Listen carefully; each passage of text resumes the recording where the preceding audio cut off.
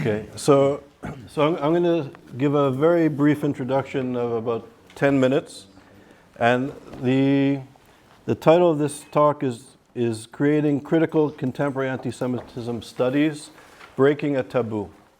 And I'm going to tell you a bit about that and a little bit about ISGAP. So basically, ISGAP started around 2003 with Elie Wiesel. He was our first honorary president, and it developed out of the first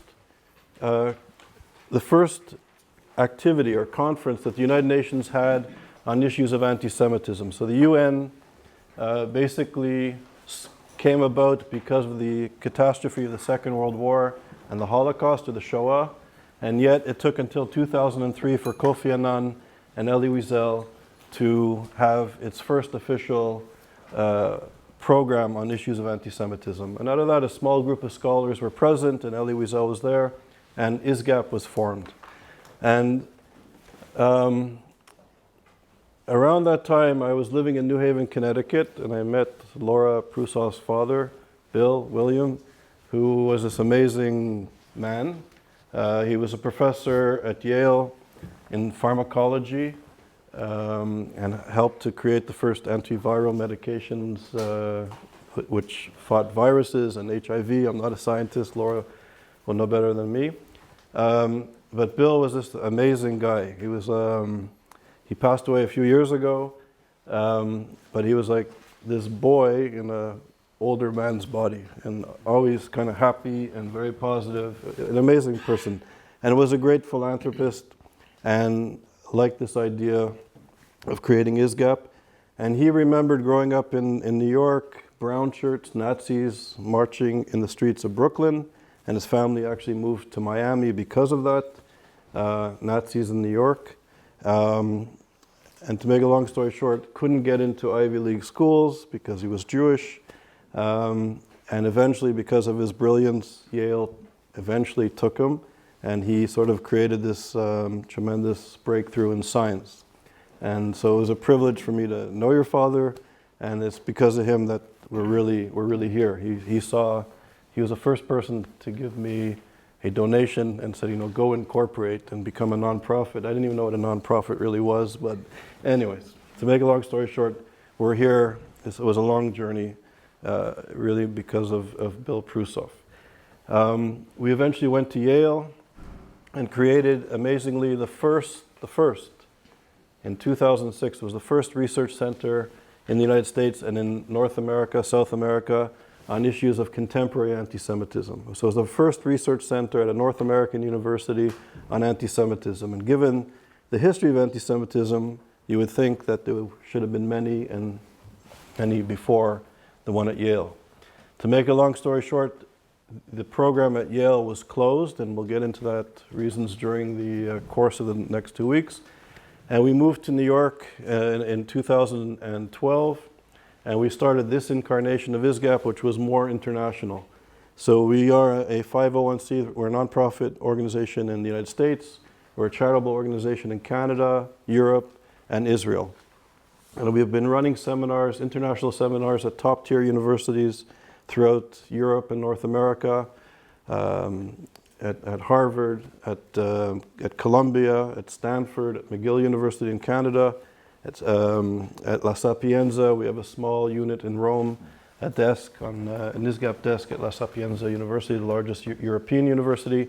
We did work in Kiev. We had a program at the Sorbonne for a couple of years. We're in Chile, Santiago, Chile.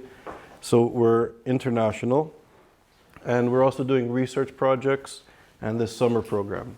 And our purpose in the summer program and the purpose of ISGAP ultimately is to break a taboo, which is putting contemporary issues of anti-Semitism on the academic map. So we're fighting anti-Semitism on the battlefield of ideas. And we're not fighting it in the cafeteria or in the campus or with the administration. We're trying to create a space in the intellectual world, in the academic world, to take these issues seriously, to create a space for faculty and students to engage the study of anti-Semitism with an emphasis on contemporary anti-Semitism, and through this process legitimize the study of anti-Semitism and hopefully affect intellectual, public discourse, and policy. And you'll hear it a lot during the course of the next 12 days.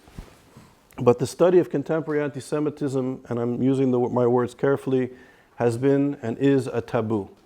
We can study the history. There's basically three phases, I would argue, of anti-Semitism. There's the Christian phase of anti-Semitism. Then when the dominant perspective or the dominant lens in which people viewed reality is through the lens of religion, particularly European Christianity, that was sort of the dominant form of anti-Semitism. When the lens shifted from science and biology and race and ethnicity, the dominant form of anti-Semitism or anti-Semitisms became race-based or biological-based. And today, and in a sense, those anti-Semitisms are politically acceptable. We can study the history of dead Jewish people, but to study the attack on Jewish peoplehood, to study the attack on the demonization of who Jews are as a people, to delegitimize and denigrate Israel, Zionism, and Jewish national aspirations is politically and intellectually and academically fine. In the finest institutions of education, of the media of record, this attack on Jewish people is not only acceptable, I would argue the more you attack the Jewish notions of peoplehood, the more you I think, further your career.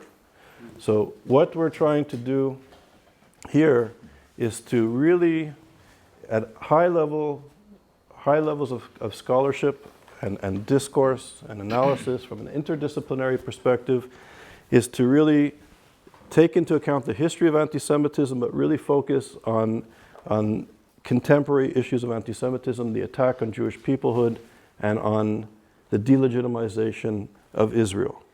And in a sense, what we're trying to do, many people perceive this project to be parochial, to be a Jewish problem, to be an Israeli problem, and it's a narrow, self-interested issue. And what we're trying to do here is to use contemporary anti-Semitism as a lens to examine issues of contemporary social movements, politics, neoliberalism, notions of democratic principles, of citizenship, the notion of equality under one legal system, things that liberals are supposed to have deep in their souls. But for whatever reason, there has become this blind spot, and I would argue that the irrationality of this blind spot is largely due to contemporary issues of anti-Semitism. We are in the University of Oxford, and Phyllis knows Oxford, and it has a legacy. We were talking earlier today about Cecil Rhodes and the history of colonialism and the racism that came out of these institutions and these halls. And yet, this contemporary Oxford, Islamic studies, which is here, which is becoming perhaps it's improving. And I'm sorry, my back is to you guys. It was started by Yusuf al-Qawadari. Yusuf al-Qawadari, pardon my pronunciation, is the leader of the Muslim Brotherhood. Qawadari is quoted as saying, and we'll show the clips and the films and the testimony, is quoted as saying that all believers are obligated to finish the work of Hitler. It's not that Qawadari woke up in a bad mood and had a bad day. This is a core element of political Islam. Not Islam, and I repeat, not Islam, but the political movement of political Islam or jihadism. A core element is using anti-Semitic tropes, and David Patterson will speak to it in greater detail, of using European, Nazi European, racist ideology as a core element of their social movement. And yet Qawadari was the founder of Islamic studies at Oxford University. Imagine any other person who, as a core element of their worldview, advocates the belief that a group of people ought to be exterminated. And they sit and create an institute at Oxford University. This story is repeated throughout Europe, throughout the Western world, and sadly and tragically in the United States of America, where people with this belief have been entering important institutions, education, where we groom our future leaders, our future citizens, have been infiltrating willingly many universities and pushing this reactionary social movement, which uses anti-Semitism as almost the drug, if you will, the opium, if you will, to enter these institutions. We have Tariq Ramadan from my old college at St. Anthony's College, who's now sitting in prison in France, who's the grandson of the founders of the Muslim Brotherhood, who's a star intellectual in the liberal, multicultural, postmodern circles which many of us come from. A grandson of the founder of the Muslim Brotherhood, somebody who was pushing this form of ideology in a very sophisticated way, and yet also believes in the ideology of denigrating Jewish people. And now we've woken up to realize that he was also, once you denigrate one group, I guess he was also empowered to denigrate other people like women. So now he sits in prison accused of raping several women. This is Oxford. And the story goes on, and I'll allude to it during the course of the 12 days. So basically, how does this ideology, how have we in the West, how have we in our institutions throughout the world acquiesced to this reactionary social movement? And how do we as scholars put this issue on the map? How do we deal with it? How do we study it? How do we unpack it?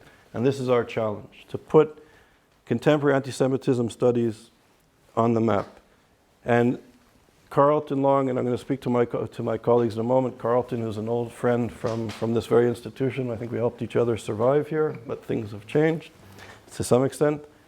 It was Carlton's idea to create the Wiesel King Scholarship, which we have now 5 brilliant young people with us around the table who are the junior scholars. And Elie Wiesel, who helped to start ISGAP, always used to say that anti-Semitism begins with Jews, but it never ever ends with Jews. So anti-Semitism begins with Jews, but it never ends with Jews. That once this form of hatred is unleashed upon society, it knows no boundaries. And tragically, we will look during the course of the next 12 days to parts of the world in which this social movement has been allowed to foster, to fester, to take over institutions and even entire societies, and that we in the West have often remained silent, and in some situations, as you will learn, in places like Egypt and Iran and other places, we in the West have aided and abetted these reactionary social movements and gave voice to this very narrow interpretation of Islam. So what Elie Wiesel taught was very important, and we see the carnage that this social movement is creating throughout the world. And I quote Elie Wiesel, and to quote Martin Luther King, he also said that and this is a time, and this is why I think we've brought people from around the world to share their experiences and perspectives and to discuss and to debate freely. But King also taught that we have a choice. We have to learn to live together as brothers, or we're going to perish together as fools. And at this moment in time, too many people are dying. In this moment in time, too many people remain silent. In this moment in time, too many people are blaming the scapegoat rather than looking at the issues of the day, the issues of life and death, the issues of equality, of respecting the other. And this is what we're geared to. So it's a focus on anti-Semitism, but using the lens of anti-Semitism, exploring and unpacking issues of human rights, democratic principles, respecting the other. And to put it into a perspective where there's voices from many parts of the world, from many academic disciplines, from many perspectives, and your voices will be always encouraged. Feel free to contribute, to discuss, to debate, to question, and I hope you'll enjoy the process. There'll be the formal seminars. We've structured it so there's 30-minute tea breaks twice a day. There's meals together. There's evenings that are free.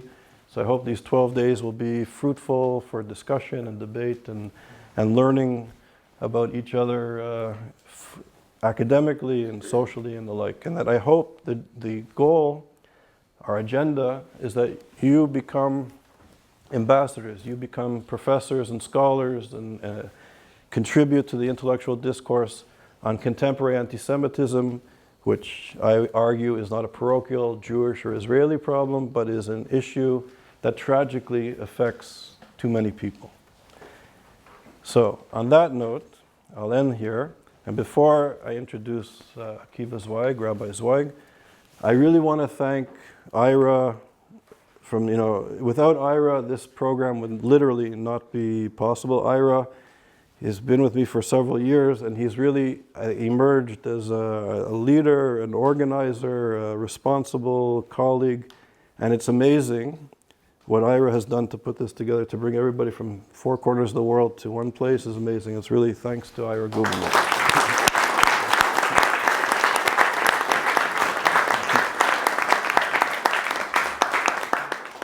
And second of all, my friend and colleague Carlton, who also contributes and has contributed for years to this program and brought some of the scholars here directly because of your intervention.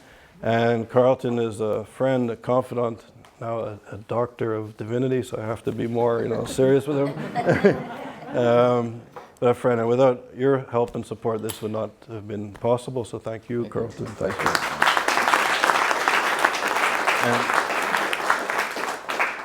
And Phyllis Ferguson, Dr. Phyllis Ferguson, it will be a great resource. She'll speak tomorrow morning about Oxford, and she's been an old friend. She was one of the first people I met when I showed up here in 1988, October 1988, kind of lost.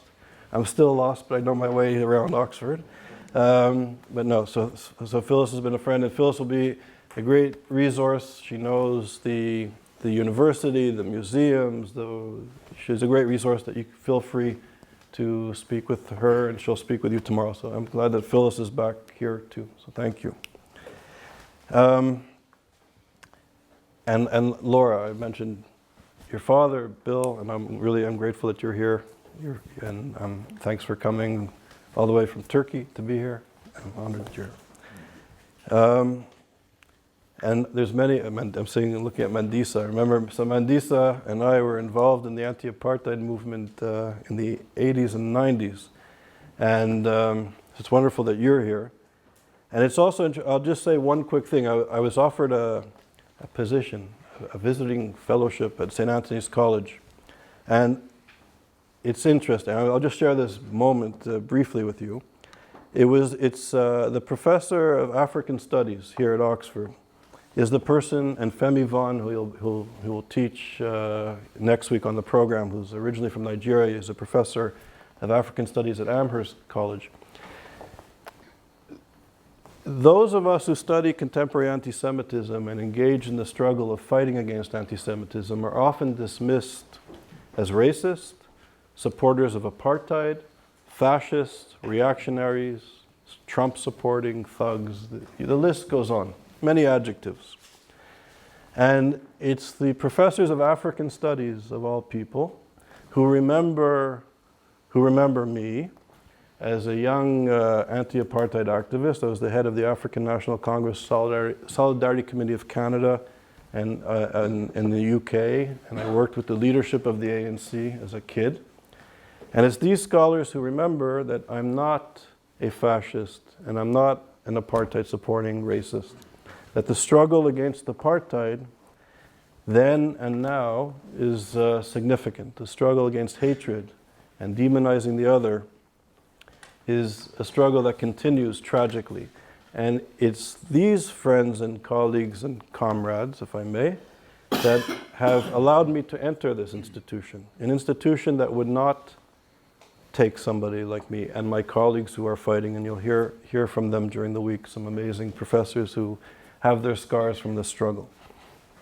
And so it's in a way, it's fitting that now when those of us struggling against contemporary anti-Semitism need help and support, there's a few people who remember that those of us who struggled during the apartheid regime and the apartheid system remember us. And they remember people like Frantz Fanon, who said to his African colleagues in France in the 1950s that when the Europeans sit in front of you and denigrate Jews, remember that when you leave the room, they're going to denigrate you. So things go full circle. So we have some amazing friends and allies, and I just wanted to share that with you. Okay, so I think we'll leave it there. It's my pleasure and honor to introduce Rabbi Akiva Zweig. Akiva runs an amazing university yeshiva in Miami Beach that his father started, and your grandfather started. Sorry that my back is to you guys. And I've had really the privilege of learning with Akiva. I've been in Miami on and off for about 2 years, and he's made my time in Miami rewarding. He runs an amazing yeshiva that kind of just away a few kilometers from South Beach is this space where young, brilliant people are learning. It's really amazing to learn with Akiva and also to meet some of the students. You know, I sit there, I have a doctor of philosophy from Oxford. I sit and I watch his students, and I'm amazed at the rigorous intellectual capacity that these young students have, and that's thanks to Akiva and his staff. So Akiva was here last year, and this year the title of his talk is A Biblical Perspective on Anti-Semitism and the Evolution of Humanity. And I think from my perspective, it's an honor that you're here, and it's very important, I think, to also hear from a Jewish perspective, not a perspective of Jewish intellectuals who are sociologists or political science, but to understand things from a Jewish perspective, which may be different from a Jewish scholar speaking to sociological texts, which is mainstream. So, Rabbi Akiva.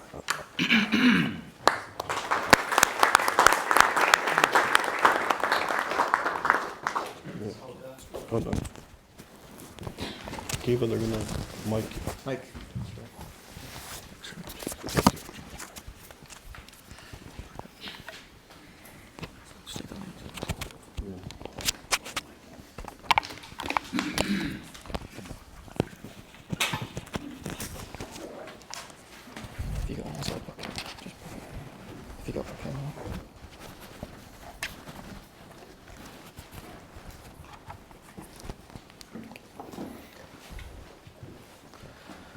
Good evening, everyone.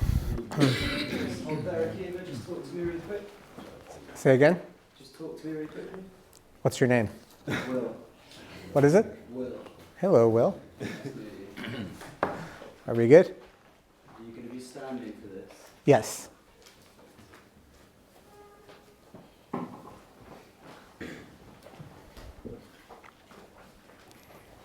Okay. So before I begin prepared remarks, I would just like to acknowledge that this last year that I was here, I've been thinking about coming back.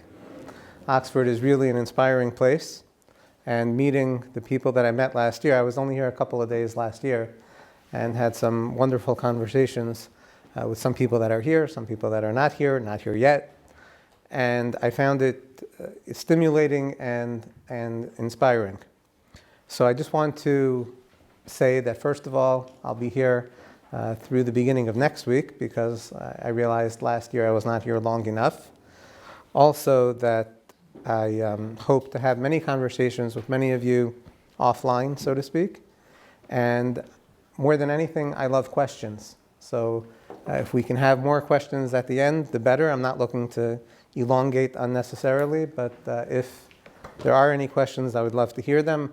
I don't pretend that I have the answers, but I think that questions are the keys of unlocking wisdom. And as I was leaving the plane that we took, landing in London, one of the passengers on the plane says, You're the first Jew I ever met, which led me to think about the population of the world, which I'll get to in a moment. Just out of curiosity, have many of you looked up the Jewish population in the world? Okay, anybody else? We have 2, 3? Okay, so let's have some people who haven't looked it up give a guess as to how many Jews there are in the world. I'm just curious to know. Anybody want to take a guess? 15 million.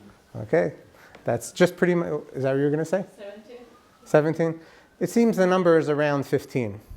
Population studies are never exactly accurate, as you know, and they're always several years behind. We're going to talk about the approximately 7.5 billion people in the world, and we're going to get to that in this talk. So that just kind of puts things into perspective a little bit. That means that Jews are about 1/5 of 1% of the population of the world. So it is amazing that anti-Semitism is the issue that it is for literally 1/5 of 1% of the entire population of the world. So I'll begin. I'm going to get a good paradox question. No? Yes, great. Excellent. It is my great honor to again participate this year at ISGAP's Summer Institute on Anti-Semitism here at Oxford University.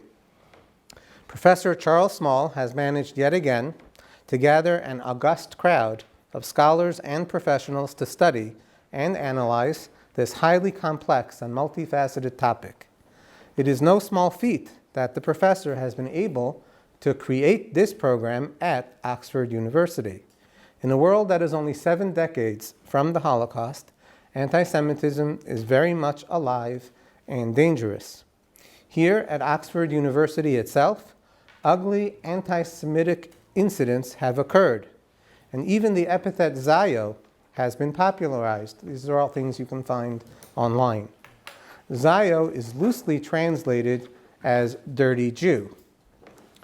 The fact that ISGAP and Professor Small have been able to establish this institute here at this institution is a testament to the credentials, foresight, persistence, and creativity of Professor Small and his team. And as we all just learned, his team is not just the principals of ISGAP, his team is the many friends and colleagues that have brought him here.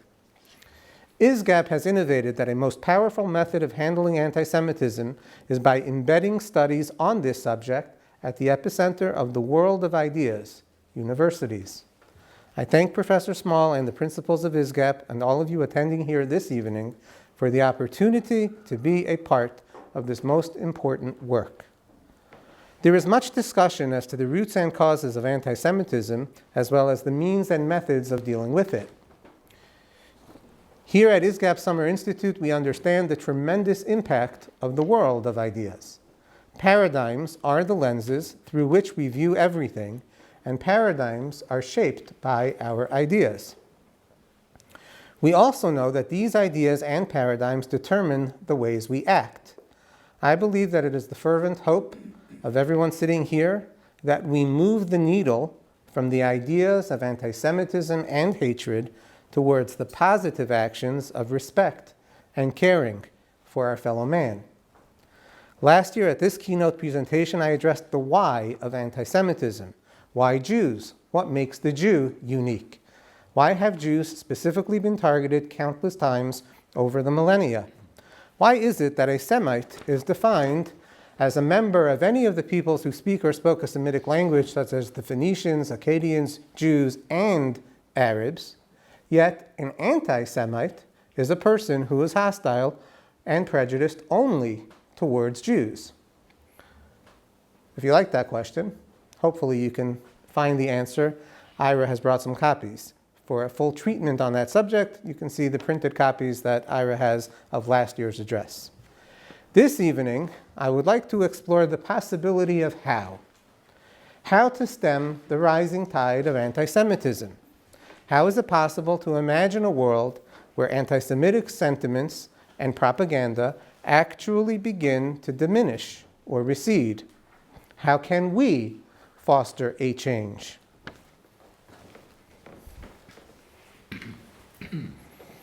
Indeed, this train of thought gives rise to a much more fundamental question. that is so relevant to all of us.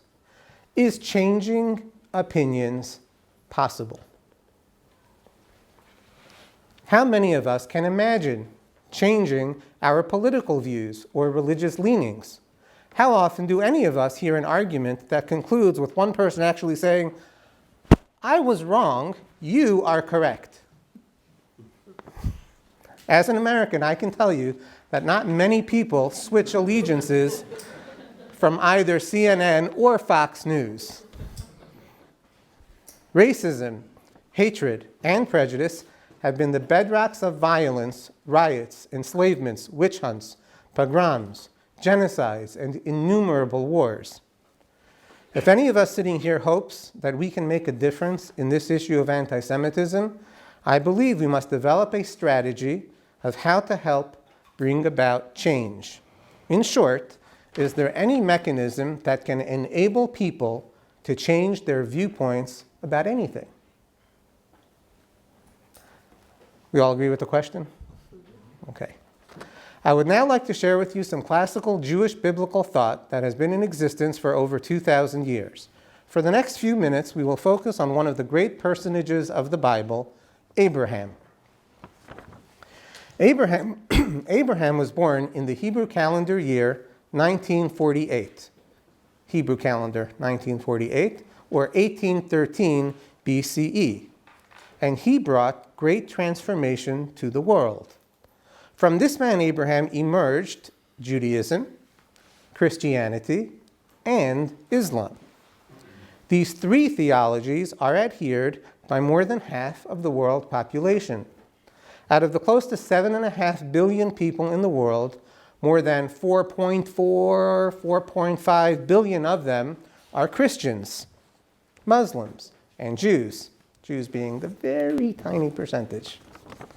All three of these ideologies give great respect and credence to the innovations brought to humanity through Abraham.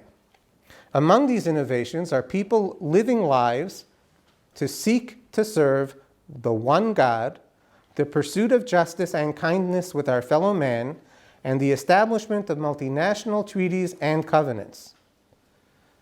I don't get specific. I didn't bring sources this year, but if anybody likes, I'm happy to provide sources. What was unique about this biblical figure Abraham that allowed him to influence humanity in such profound ways? Why did the people with whom Abraham interacted have a respect and a willingness to listen to him? According to Judaism, as recorded in the Talmud, Abraham's father worshipped idols. Not only did Abraham's father worship idols, he manufactured and produced them for others to worship as well. The fact that Abraham himself became a monotheist must give us a clue as to the inner workings of Abraham. I would suggest that the core quality of Abraham was his relentless exploration for truth and reality. No matter what his society or home taught him, he was always persistent in challenging his own notions and paradigms. Ultimately, his own search led him to conclude that there is one God and creator of the universe. As the Bible records in many verses, Abraham's pursuit of truth brought him a tremendously close and covenantal relationship with God. The ability of a person to examine and re-examine his own conclusions and paradigms is the basis of all learning and transformation.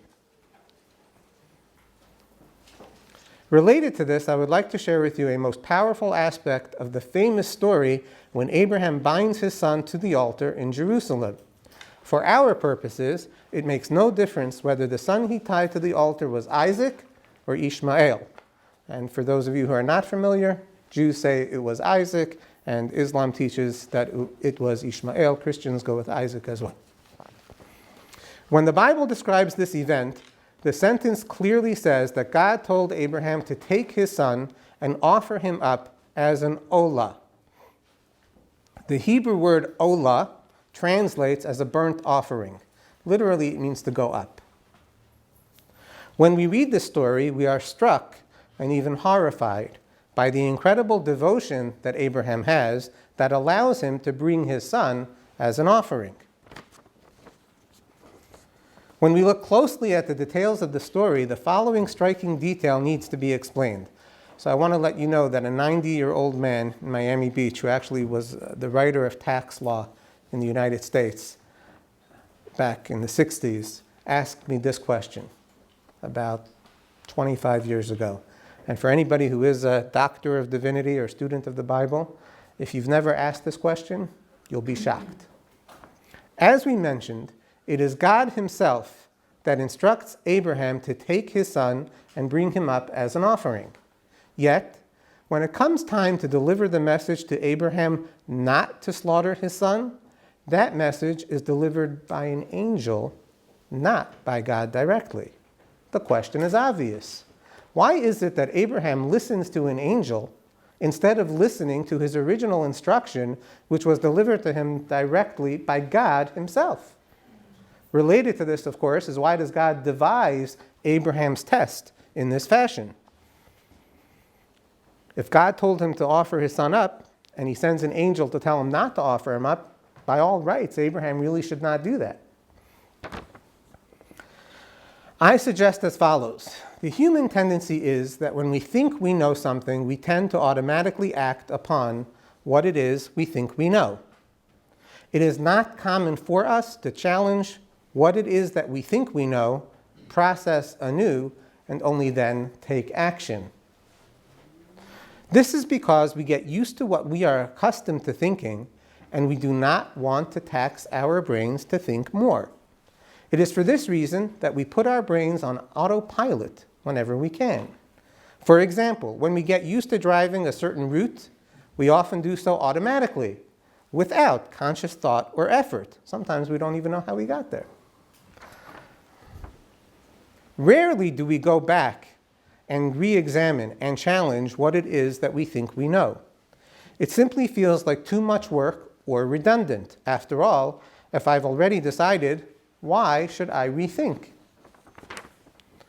I would like to suggest that this is exactly the test that God gives to Abraham. When God tells Abraham to bring his son up as an offering, it is clearly meant to be understood as an offering to be slaughtered and burned. However, when Abraham is confronted with an angel who is a messenger of God contradicting that original instruction, Abraham must make a choice. Should Abraham assume that his original understanding, which he heard from God himself, is the more important and dominant instruction, and simply ignore the angel's instruction not to kill his son? Or perhaps he should re-examine and try to understand anew, what was it that God told him? This is indeed a very difficult test to pass. As we just said, most people assume what they think they know is the fact, and they do not re-examine even when confronted by evidence to the contrary. Winston Churchill said it best.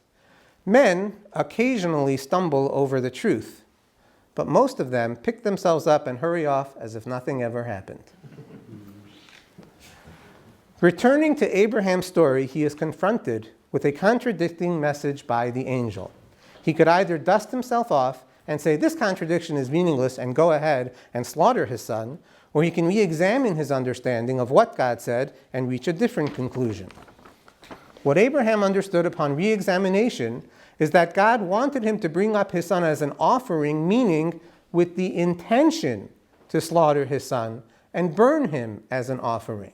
Then, after he did that, after he had that intention and did all those steps to bring up his son as an offering, God wanted him to not kill his son. This was the fulfillment of bringing him up as an offering as opposed to slaughtering him as an offering. The idea was for Abraham to intend to slaughter his son as an offering. Indeed, God never intended that Abraham should kill his son, because if he had, he would have used the word kill or slaughter. And he did not use that word. He said, bring him up. Well, Abraham chose to re-examine and did not slaughter his son. This re-examination process by Abraham prompted God to bless him greatly. It is this process of learning and relearning that God wants from us humans.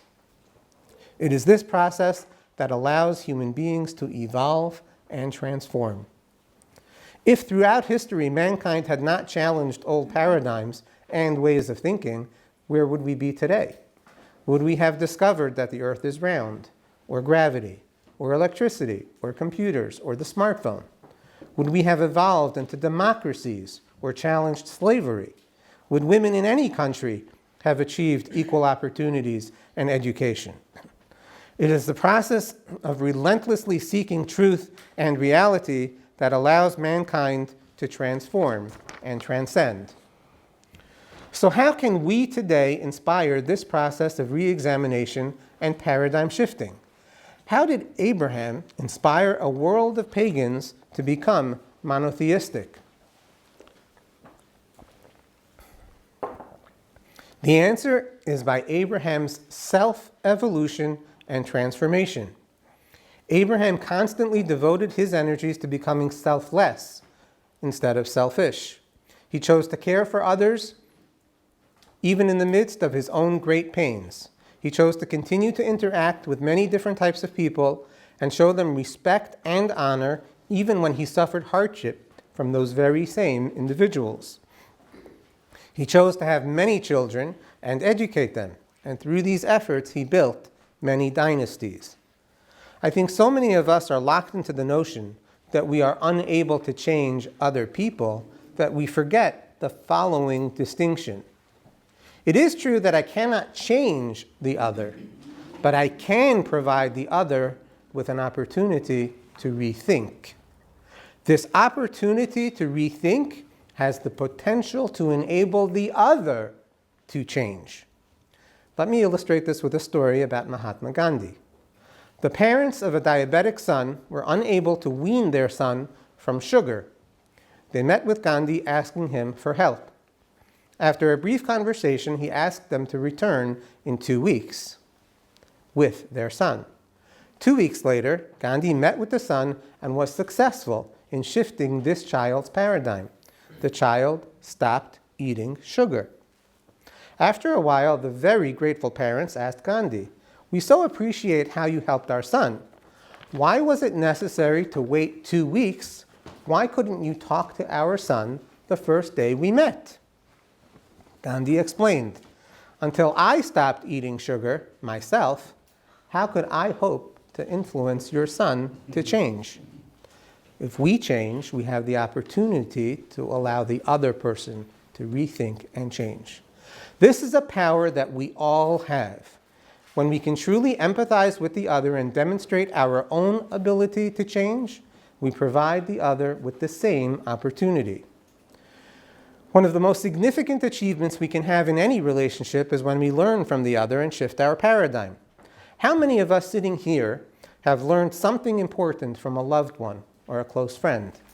How many of us are better spouses, siblings, or friends today because of how we have learned to become less self-centered and more focused on giving? How many of us are better parents now because of what we learned from our spouse or family member? I know that's how it works for me. I believe one of the most powerful and positive effects we can have on any person is to convey to them that we have learned and changed. When we practically demonstrate to others through words and actions our own willingness and ability to evolve and transform, it opens the door for them to do the same. Judaism teaches that all mankind has the ability to evolve and transform. It is for this reason that Judaism does not require that people become Jewish. In fact, Judaism is practically the only religion that espouses that every human being is able to earn an infinite existence as they are. The only requirement is the adherence to the 7 Noahide principles. See last year's address for more information on that. At this juncture, I must admit that there might be discomfort by the notion of self-evolution and transformation. After all, is change comfortable? Nonetheless, it is empirical that without human beings evolving, humanity would not have achieved all the wonders that we are privileged to know today. From medicines to technology to democratic processes and social reforms, we are living proof of the ability for humans to evolve. I would therefore like to suggest a very simple motto to answer the how questions we posed above. How can we hope for a world with receding anti-Semitism and racism?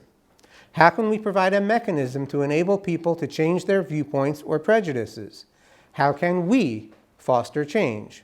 My answer is, I evolve plus you evolve equals we solve.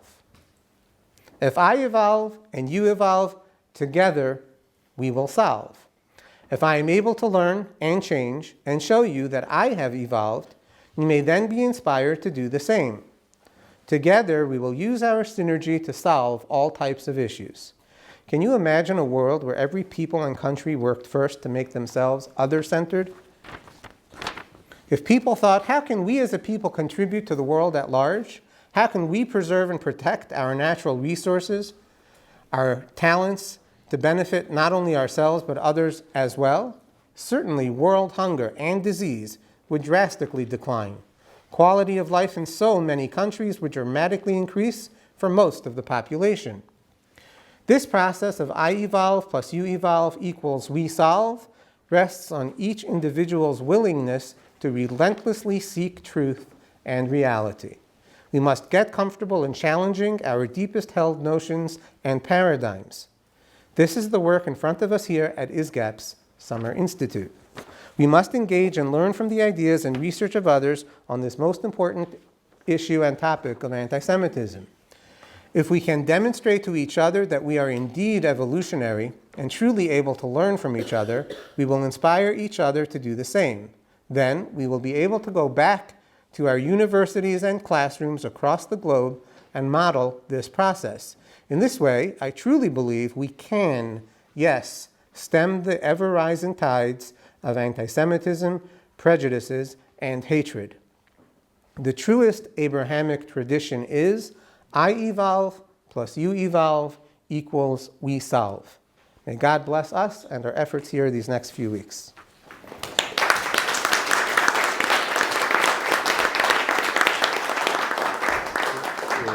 Yeah.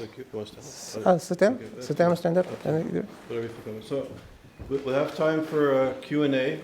I would like to start off with a question and challenge you a little bit. Sounds good. Okay.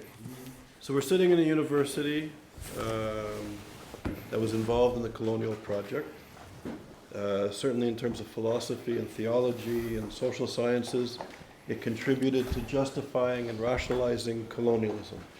And people in Europe felt, the intellectuals, the theologians, the military people, felt that there was an obligation to change the other, to help them evolve, to help them become better.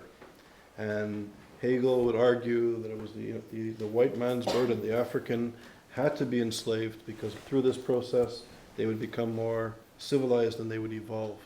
So how is your paradigm different? How do you evolve with the other in a way that is ethical and respectful?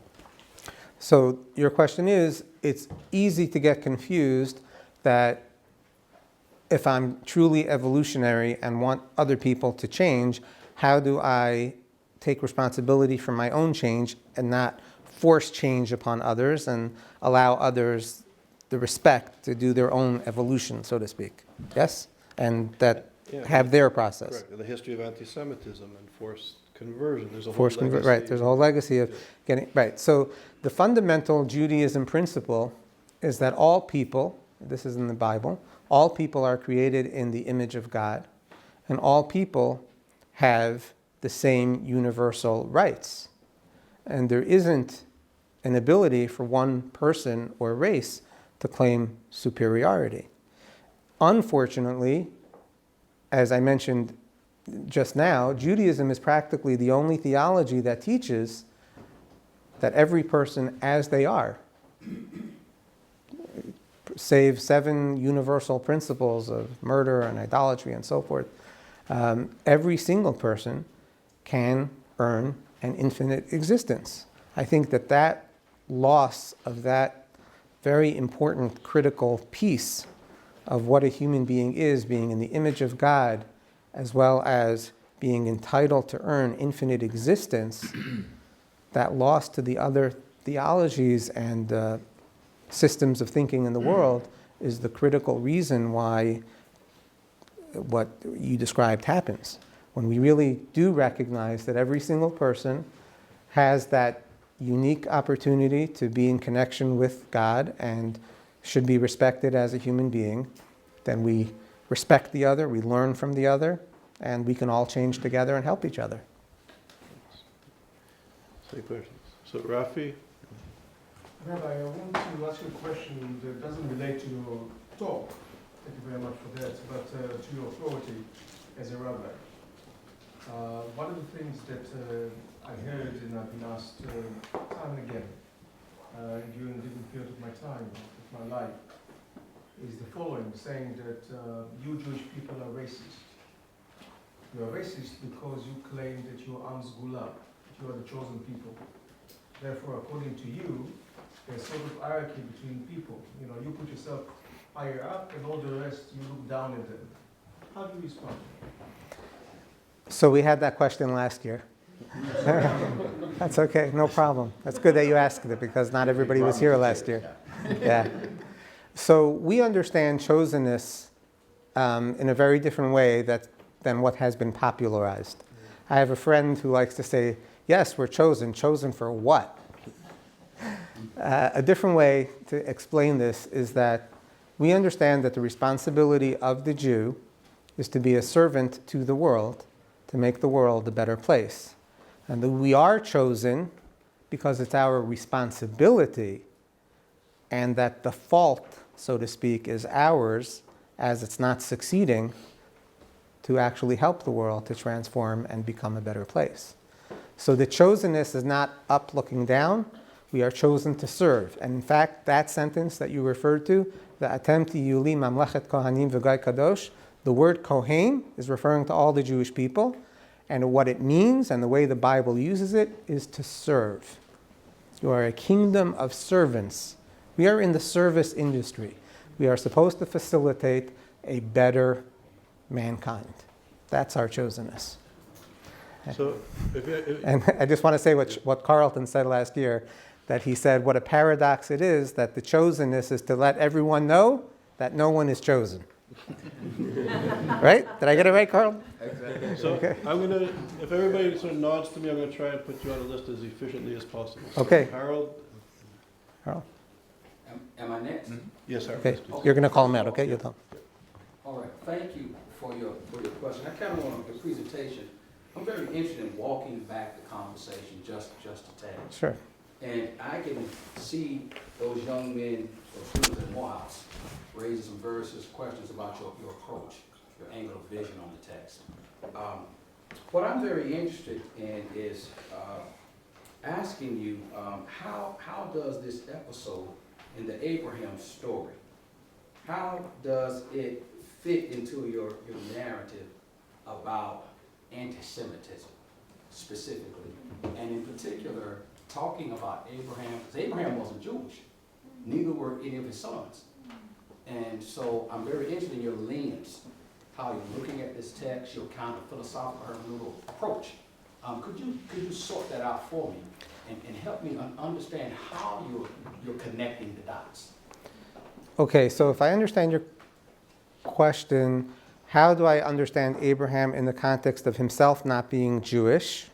The first part is it's more of a hermeneutical question. How, when you're reading this story, how are you constructing or fitting it so that it speaks directly to anti-Semitism? That's the first piece. Okay. And part of the why this is a very layered kind of conversation Mhm. is, again, you have characters in the story who are not even Jewish. Yeah. And so I'm very interested in how you're making that connection. Okay. So we're taught to answer first questions first. Go ahead, my friend. Okay. So the way that I'm connecting the dots is because I think Abraham stood for a very critical, universal concept that we all need to adapt in order to solve anti-Semitism. And that is a willingness to rethink what we think we heard and know. And nobody would have more authority to say to an angel, God told me himself what to do.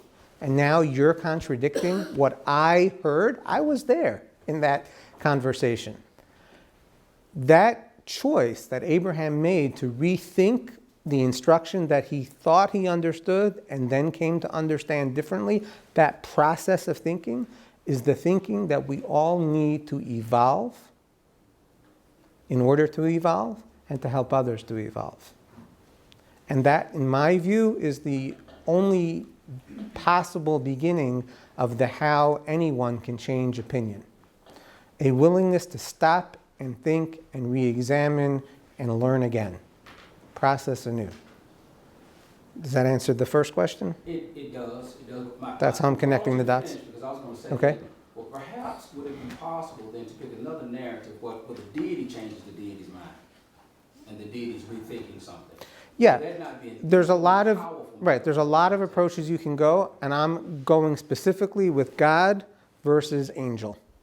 And there are many different sentences in Scripture where you see that God acts and speaks directly, and many different verses where an angel speaks or acts directly. But what I'm pushing you to consider would be text where the deity specifically changes the deity's mind. Yeah. So, for example, at the end of Genesis 1, it's the end of chapter 5, it says that God himself reconsidered. It doesn't say an angel. It says God reconsidered. Over here, it does not say that God reconsidered. It says an angel. So that's my pushback to you. No, but I think it might be more powerful in some sense if we want to have a kind of theological moorings for the argument to suggest grounding the ability of human beings to change, connecting it with a text that suggests that the deity changed. Now that carries a lot of philosophical baggage with it. No, I understand. So I would agree with you in principle, but not in these verses. Because in these verses, it doesn't seem to say that God changed. But what I'm asking is to consider another. No, I am. That would be, I think, my suggestions, I think that would make more of a powerful statement if the. Right. If we could, but now here's the thing we have to consider though. If we're going to have to also buy a set of assumptions if we're going to use any of these texts in the conversation.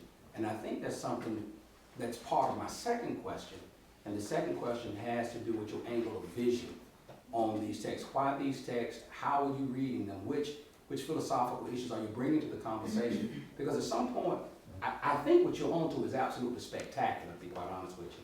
And I think, because I am arguing, and I do think that there are some very problematic religious moorings for anti-Semitism that have got to be dismantled.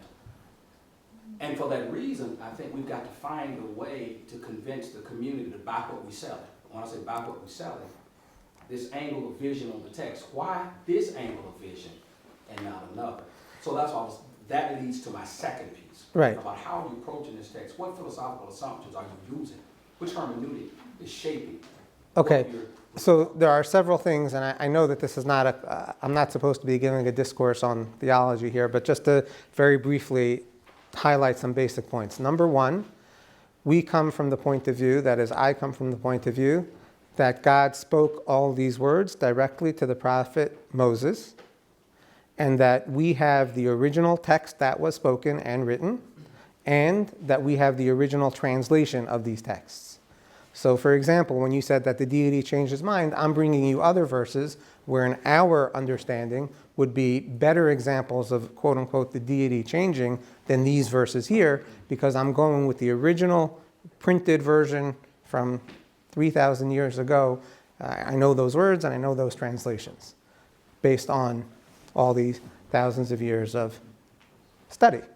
So that's where I'm coming from in terms of basic theology. In terms of was Abraham Jewish or was he not, my personal view is even though it's an argument, he was not.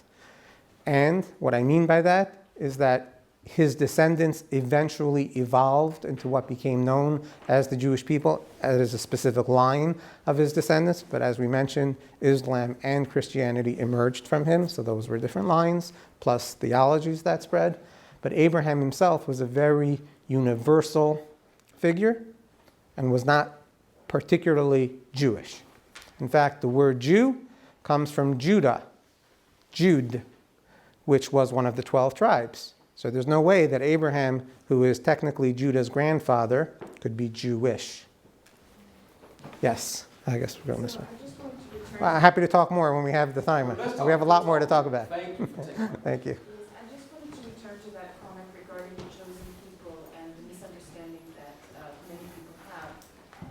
Another element that you didn't touch upon, but I was curious to get your perspective, was that really a pivotal moment for Jewish history is standing at Mount Sinai being called an Am Kadosh. Now, Kadosh in Hebrew is holy, but it can also mean separate or other. Is that correct? Yes. And so, from my understanding and reading of Rabbi Sachs, Mm-hmm. who's spoken a great deal about that, is that people have focused on the holy and not focused on this idea that maybe it's not the chosen people, but the separate people, the people who are constantly, perennially the other. And I wanted to get your take on that and the connection to anti-Semitism. Okay, sure. So that word kadosh that you're mentioning does mean separate. And the way that we understand it, and I've given several classes on this topic, is that it means the ability to separate from oneself and to be selfless rather than selfish. So as we were mentioning before, the idea of being an Am Kadosh, I'm not understanding it to mean right now as to be separate from others, but to be able to learn to not be narcissistic, so that our first instinct is not survival. Our first instinct is not that we have to think of ourselves, but rather that we have to learn how to be separate from those instincts and instead focused actually on the other, focused on outside of myself. That's the way I understand that. Parshat Kedoshim, we could talk about it for a long time. Do you at all see that by calling the Jewish people a kadosh, an other, it's a prophecy almost of perennially being on the margins? I think that there's no question that being a distinct nation is going to have its positives and negatives. But again, we understand that our responsibility as separate is to remind everyone of the idea that human beings need to evolve. And that is a job and a responsibility. Can that be sometimes hated? Yes. But if we do our jobs properly, then hopefully everybody is benefiting and gaining and not looking askance at that, essentially. Okay, you're Charles making the calls. I want to go back to your talk, and I think I agree with your point that only our change, self-change, can bring some kind of change, perhaps as a role model to others. But my question is this: don't you think, or what's your perspective? Do you think the examples that you gave, like problems in the family, father and son, or between spouse, and in the same religion, you assume that there's a common interest to solve the problem. Whereas, for example, with Yusuf al-Qaradawi, if I'm engaging with Yusuf al-Qaradawi, I'm not sure that there is an interest, so perhaps I can change myself to all kinds of things, but the question is, would he like to follow through? Would he like to? Would he like to change his ways as well? Right. There's no question that in this world we bump up against people that don't seem to want to change. And as you said, very often we can have very different ultimate desires, right? But the bottom line is that we can't change them, but we can constantly portray that we are open and that we are willing and that we have change as possibility. When other people are not interested and don't want to have anything to do with that or hear about it or are not actually themselves open, for sure, it's a very, very difficult thing to overcome. We're not looking to change a person who is so steadfast against changing that my very existence is a problem for him. We don't know how to do that. We can't do that. But we are looking to empower more and more and more people to evolve and become transcendent human beings. We are looking to do that. And I think that that is possible. And I also think that we don't have to be aligned in our interests as much as we have to be able to say that I'm able to learn from you. I don't think we have to have the end vision all the time in mind, but we do have to say that we are able to learn from the other. There's many things that Jews can learn from many, many people in the world, and they need to and they should. We have to. That Jews very much believe in learning. If Jews are portraying that they're learning, they're much more comfortable people to deal with. When they're not portraying that they're learning, they're not comfortable to deal with at all. I don't know if any of you are in business, but you know what I mean, I think. Aaron, Suni. I would like to add a contemporary aspect to Abraham. It happens that my son, my oldest son, Gal, established a chain of 3 Abraham hostels in Israel. One in Tel Aviv, one in Jerusalem, and one in the Arab part of Nazareth, the Arab city of Nazareth. Now, his dream and his ideal is to establish Abraham hostels along the footsteps of Abraham.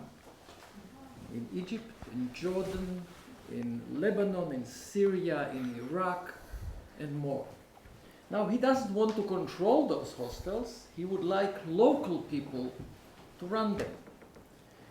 And he believes that by having such a chain of Abraham hostels and the exchange of people between the hostels will lead to change, which you mentioned, Rabbi. Now, the reasons he chose Abraham were, now when I think of it, were the exact reasons you gave, that Abraham was cosmopolitic, and he is adopted by the 3 religions equally. They like him, they don't dislike him. Not adopted, right? They know that they come from him. Right. So this was my contemporary aspect on No, that's excellent. Your son is doing a great work. No question about it. It's absolutely amazing. And just to go back to your point, along these lines, we're not looking directly to impact the people that have already decided we should be destroyed. We're looking to impact all the other people, and those sheer numbers will do the rest of the job for us. That's really the answer, I believe. Oh, yes, Charles Small, Dr. Charles Small, in the reading we had discussed how Western education fragments the history of anti-Semitism, especially as it relates to only looking at it as a biological determinism issue. And for me, you did a beautiful job of not only highlighting how this order threads across centuries for students, especially when teachers are educating students about anti-Semitism.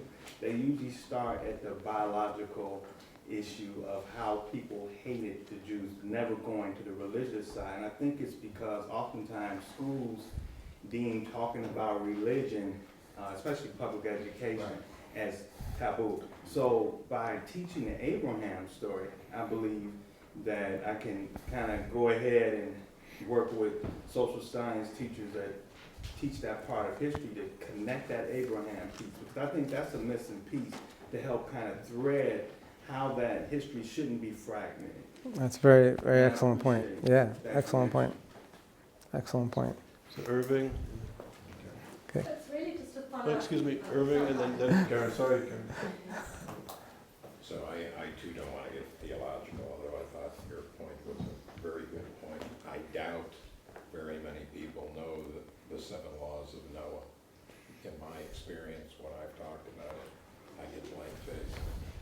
So many people don't know that. And by the way, Noah lived 10 generations before Abraham. But I think the idea of maybe taking a different twist of showing how Hashem himself changed, the better story would be how Abraham stood and argued against the destruction of Sodom and Gomorrah. Mm-hmm. That's my story I was thinking about. The people, the non-Jewish people that know this story, think this is where somehow Jews got their ability to negotiate. It's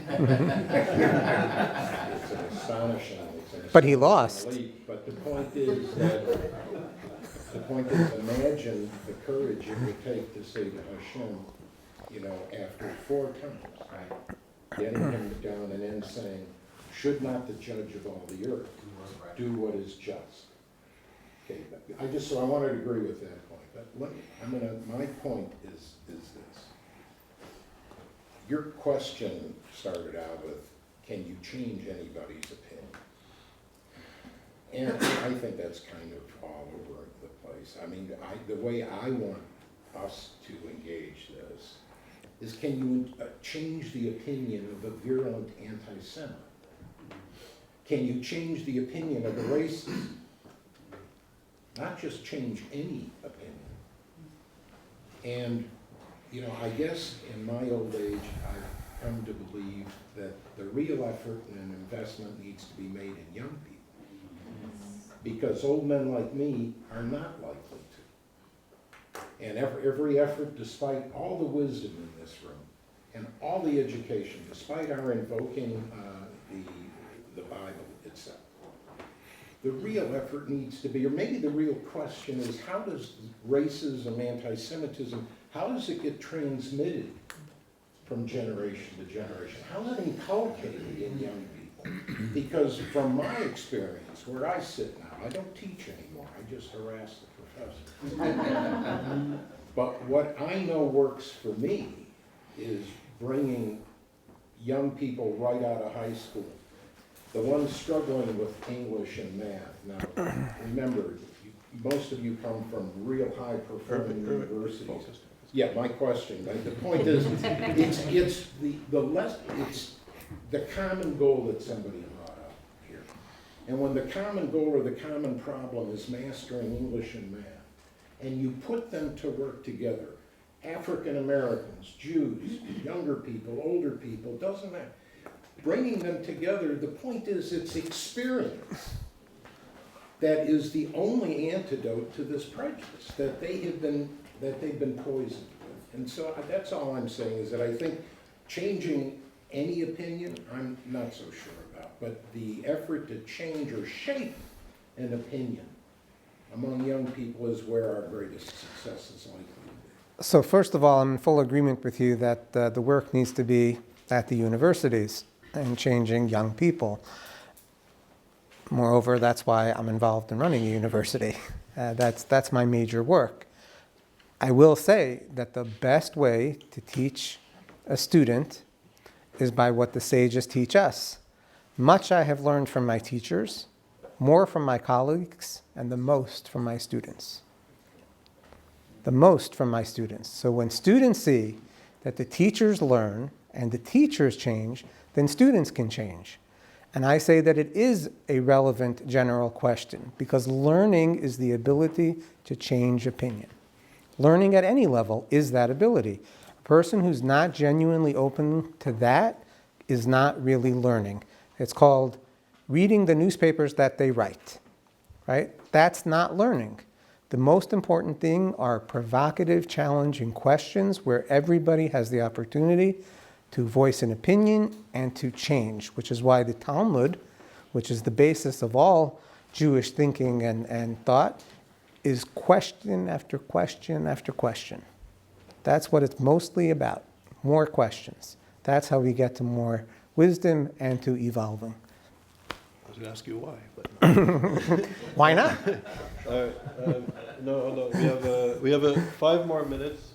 I just want to say, I was reminded of the words of Elie Wiesel in response to you, where he said he wasn't so concerned about the actions of evil people, but the inaction of the vast majority of good and decent people.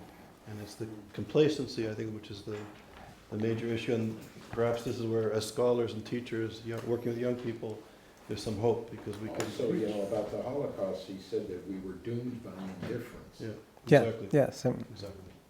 So Karen. I think in some ways it's a follow-up around the anti-Semitism, but I mean, I have some issues with the story partly as a mother, and I think when you talk about Abraham changing his mind, I would like to think that one of the factors that featured into Abraham changing his mind is that he actually didn't want perhaps to kill his son, that there was some benefit and some advantage to him, more than a benefit or advantage is too low a word, but there was something that Abraham was talking deeply to something that Abraham hopefully wanted, that Abraham did not now need to kill his son, and that there's something more than just being perhaps open, as you're suggesting, to tripping over the truth around the angel, then that this was talking to something that must have been an extremely traumatic experience for Abraham, and that he was then able to reverse. Right, so you're suggesting that part of Abraham's reason for being able to rethink was that's what he really wanted. I have a problem with that. You would hope so, but I have a problem with that. That's true, and I thank you very much for bringing up that point. I have a real issue with that. First of all, how many people in the name of religion have committed horrible atrocities? Right? So no matter how religious, no matter how quote-unquote sensitive a person is, if they feel that this is what God is telling them to do, they do it. And sometimes they rationalize what they want to do by saying that it's what God tells them to do. Fine. Abraham was given a message by God. If we accept that as a premise, which I do as a student of the Bible, he doesn't have the luxury to decide based on what he wants to think. If he does, do or not do based on his own personal desire, is he really following God's instruction? I think the answer is no. I think that the fact that Abraham was unwilling to say, look what a great religious zealot I am, that I'm able to kill my son, which some people have done, to show my dedication to God, he was able to stop himself in that fit of passion and religious fervor. According to the text, he had already taken the knife in his hand, right? The fact that he was able to stop at that point, in my mind, meant that he was all about objective reality and truth.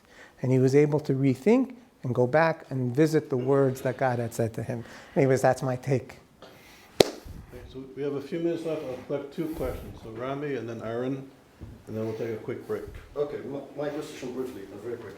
Most of people here are talking about this idea of a change, but from my point of view, you mentioned very important expression is supremacy.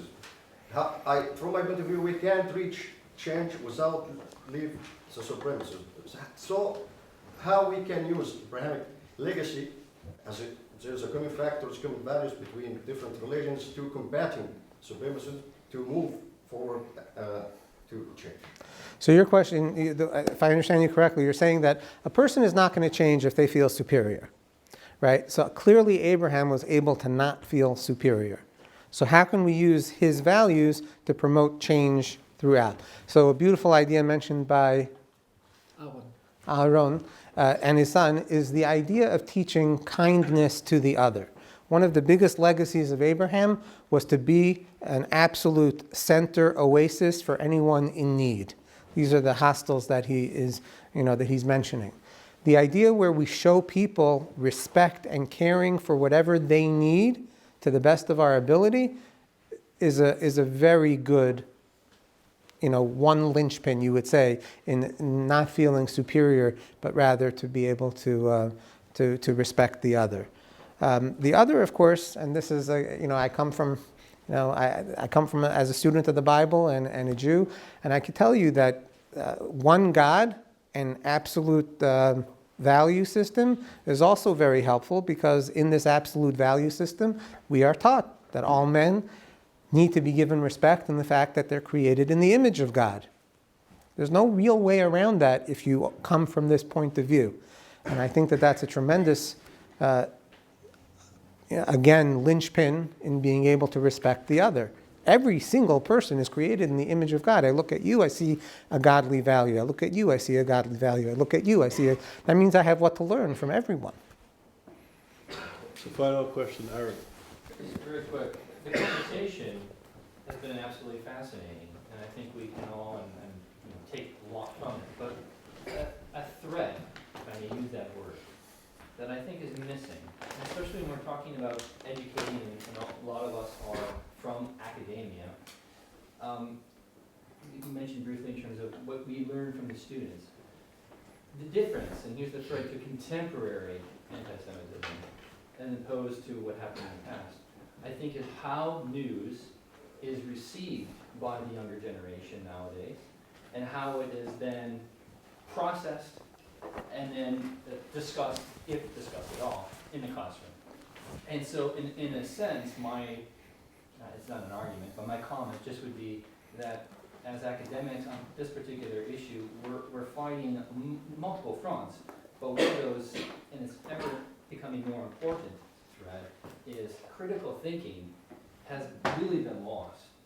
And so, I mean, at the same time that we're building critical thinking amongst our students, we're then also trying to combat this anti-Semitism that is being faced. That's the only thread I think that maybe should be added. That's certainly a great point. The whole value of critical thinking is absolutely important and necessary, and it's so interesting that in a world of liberalism where we espouse equality, we've lost the ability to actually think in distinction.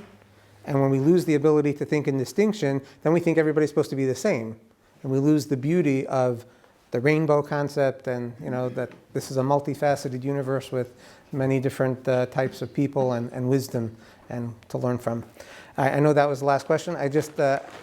A friend of mine, just so you know, I actively work on my comments with a few friends. And I'm given different ideas, and one of the ideas was to come up with a motto and to give it out. And that's what we did. It's in blue and white for obvious reasons, but I recommend that you take them and use them if you like, or manufacture ones of different colors and different flags and whatever, but maybe the ideas are the same. And basically it's I evolve plus you evolve equals we solve. So if you can just pass them out. Thank you. Thank you. So on behalf of everybody, Rabbi Akiva, thanks for this. Pleasure.